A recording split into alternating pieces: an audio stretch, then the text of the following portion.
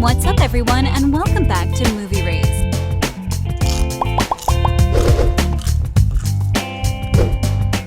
If you're like most of us, you've probably already watched all 5 seasons of Riverdale. While season 6 may only be a few months away, there is a lot you may not know about this beloved series. And today, we'll be taking a deep dive into 10 Riverdale facts that even the most dedicated fans may not know. Before we get started, be sure to hit that like button and ring the notification bell for more videos. The time-traveling film premiere. This is one of the most bizarre facts about Riverdale that I've ever heard. As I'm sure most of us already know, Riverdale is based on the famous Archie Comics series from a few decades ago, though the new series has made some major changes to the original characters. If the original writers and creators had their way, the show may be even more different, though. Originally, the series wasn't planned for television at all. In fact, Riverdale was designed to be a movie. To make this even stranger, they planned on the film being heavily based on the idea of time travel. We don't know too many details about this to know how the movie would have been panned out, but they actually planned the starring role of Archie to be played by the one and only Louis C.K., world-renowned comedian and actor.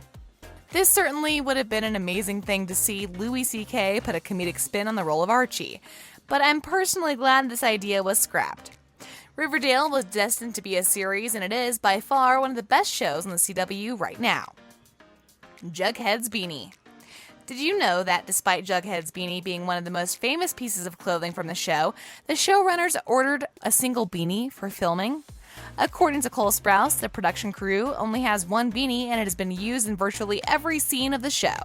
Sprouse appeared in an interview with Jimmy Fallon and let him hold the beanie, but he warned him not to smell it. He says that this was the exact beanie that has been used in every episode of the series, but he did reveal there was once a second one.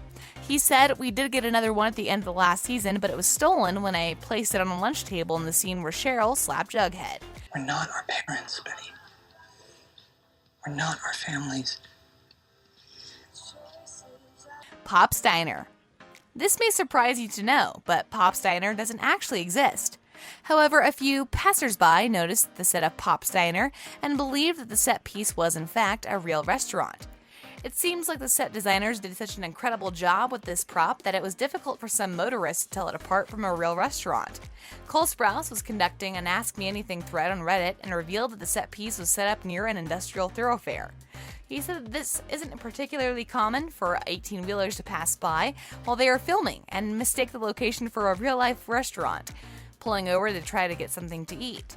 However, if you remember the pilot of the show, the set piece in that instance was a real restaurant known as Rocco's Diner in British Columbia. However, since filming the pilot, set designers have recreated the restaurant to use for filming. Cole Sprouse and Camila Mendes. Even though both Cole Sprouse and Camila Mendes have now become household names, they weren't always that way. Well, at least Camila wasn't. But did you know that these two attended college together? Camila says that she and Cole weren't close friends, but she had seen him on campus quite a bit. She said that the two had a class in the same building and she'd see him outside after class had let out. While Cole certainly is far more educated than most Hollywood actors are, he was also known on campus as somewhat of a weirdo. Camila said that at many of the times, he was also known on campus to be a little bit odd. There's now fairly close friends and they're always keeping in touch with one another. But things were most different back then. I'm sure growing up as a television star wasn't easy for Cole, which explains why he always stuck out among the other students. Based on a movie. Even though Riverdale is its own unique series, each of the episodes is actually based on classic movies. The episodes certainly aren't scene-by-scene replicas, but they borrow a few key elements from movies and twist them into a new Riverdale fashion.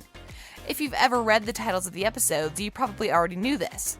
However, what you may not have known is that the episode titles give away a few key spoilers about what may happen in the plot of the episode.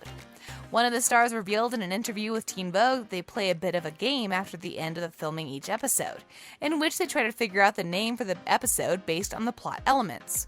So if you've ever looked for a good spoiler, just read the episode titles. Sprouse as Archie. This may be well known by some die-hard Riverdale fans, but did you know that Cole Sprouse was originally asked to play the role of Archie? He was asked to audition for the role, but he initially turned it down. He said he didn't like the lure of the Archie Comics series and felt as though it was dead in the water. However, after he learned that Riverdale would be a much darker take on the classic franchise, he was down to read for the role. However, when he auditioned, he quickly realized that he wanted to play the role of Jughead, not Archie. This likely explains why the series went in such a different direction, with it being told from the perspective of Jughead instead of Archie. Before I leave, I have to tell you something. Archie, I know. About you and Betty, she told me. Jughead's asexuality. In more recent years of the Archie comics, writers have revealed that Jughead is asexual, meaning he isn't interested in romantic relationships with anyone of any gender. Cole Sprouse actually fought to have this aspect brought into Riverdale, but the writers insisted that it was important that Jughead find a girlfriend, which ended up being his on and off relationship with Betty. Sprouse eventually realized that this aspect was crucial to the show and took a step back, letting the writers do what they felt was best. Vanessa Morgan threats.